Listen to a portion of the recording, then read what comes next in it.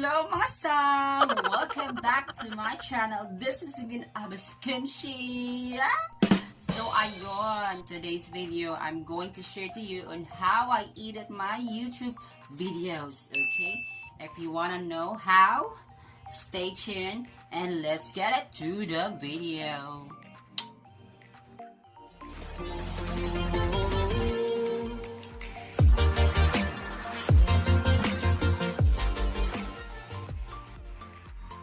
So now guys, magvo-voice over lang tayo.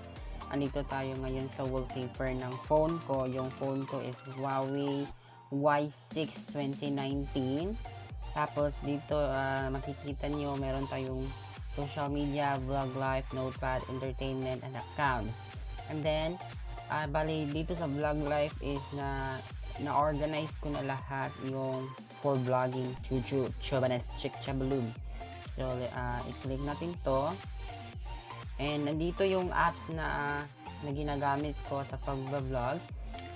Syempre, andito si YouTube, si YT Studio. Then, ito din yung si KineMaster. Yan yung editor ko. Nandyan yun yung PICSART, pang-edit ng thumbnail.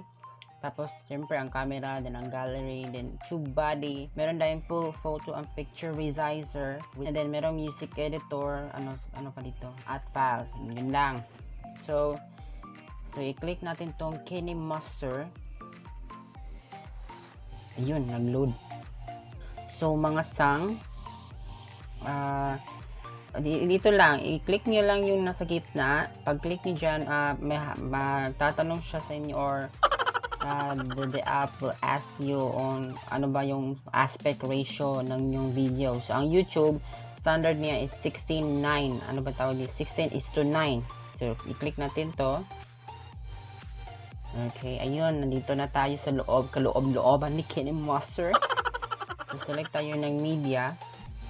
Guys, disclaimer lang, I'm not a professional mag-edit ng videos, pero marunong lang din. So, kung meron kayong makikitang alam nyo na, just ignore. So, punta tayo sa media. Yun, nakita nyo yung media, then hanapin nyo yun, ito, DCIM, camera. So, andyan yung mga videos, just ignore yung mga pictures dyan. And then, ano ba yung video, hanap lang tayo ng sample video. I-try natin to. Sige. Yan. Then, i-check is here. Yan. Meron siyang, nakikita niyo mga layer, media, effects, overlay, text, handwriting. Super useful talaga nito. Magagamit talaga sila lahat. And ito din yung sa audio. Yan. Meron yan. Pili ka lang dyan. Tapos, meron ding voice. Voice over baga. So, ang gagawin natin ngayon is parang ano lang, cut lang. Tingnan natin ito. Play.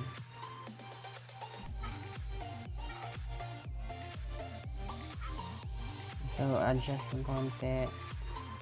Tapos, ayan, pag na-click yung video, ilalabas yung options niya dito sa right side.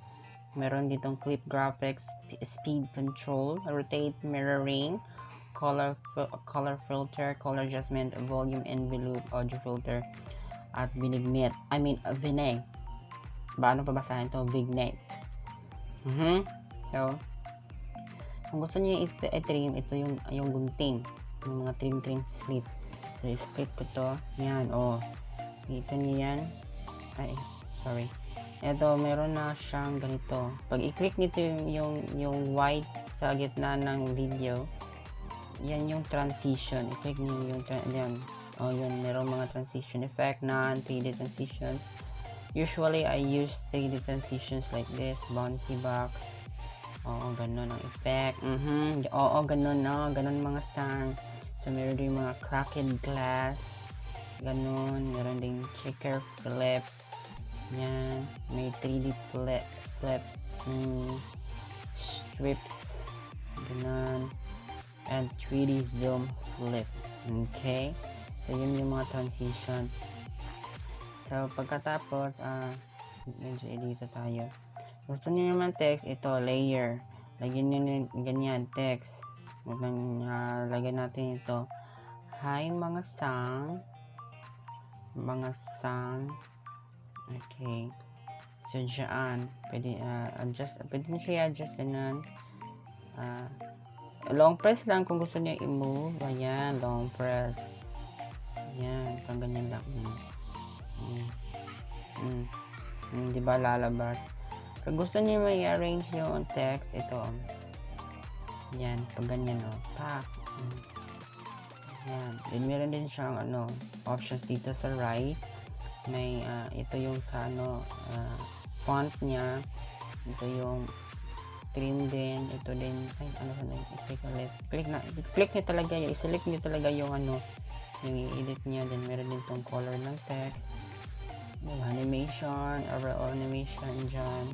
I-try nyo yan. Ito, yan. Yan, ganyan. Then, alam nyo, pag add-on naman, yung mga green screen effect, may mga may mga green screen effect talaga. So, lang yun, dito lang tayo sa, dito sa layer, then media ulit. Hanapin natin yung mga green screen, ito. Asan ba yun? Yan, like ganito. Si green screen yan. Itong chroma key, yun yung gagamitin natin. Check. Enable. Pag enable mo lang yan, hanapin mo yun yung part na nasa na yung like ko po. Ayan. Diba? Green screen na. Okay.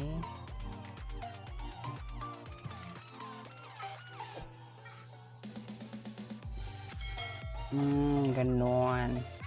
Diba? Ang galing. So, kung dito lang talaga sa layer, yung mag-add ka ng photos dito sa sa video mo, yung mga effects, din. So, yan, basic effects lang ang nangyari sa akin kasi hindi pa ako premium. May premium kasi yan, KineMaster, overlay, yung text, mga handwriting, yan, explore, adventure, yan. Then, try natin tong i-delete. Ito lang ang kakailanganan natin. Ano ba yan? Ang hirap naman mag-Tagalog. Yan. Sinashort ko lang ganan. Sige na mga sis. Yan. See? Ganon. So kung mag-audio ka, ito naman yung audio. Try natin yung may mga effects ako dito. Ganyan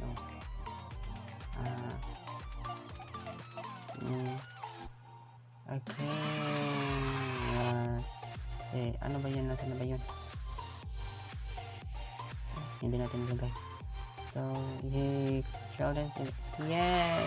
I-click natin itong plus sign. Tapos pupunta na siya doon. Then, check. Okay? So, i-drag na natin dito. Then, yan. See? Ganon lang. Then, pagkatapos niyan, example, natapos na tayo ng video, ito na lang, ito, sa gilid, yan. May mga ganyan mangyayari dyan, may mga boxes. Tapos, i-click mo tong video, then meron ganito, parang share icon, then export. Then yan, i-export na siya, bilis na pag-export, kasi short clip lang. And, done. Okay na yung video mo. Pwede mo nang i-upload sa YouTube.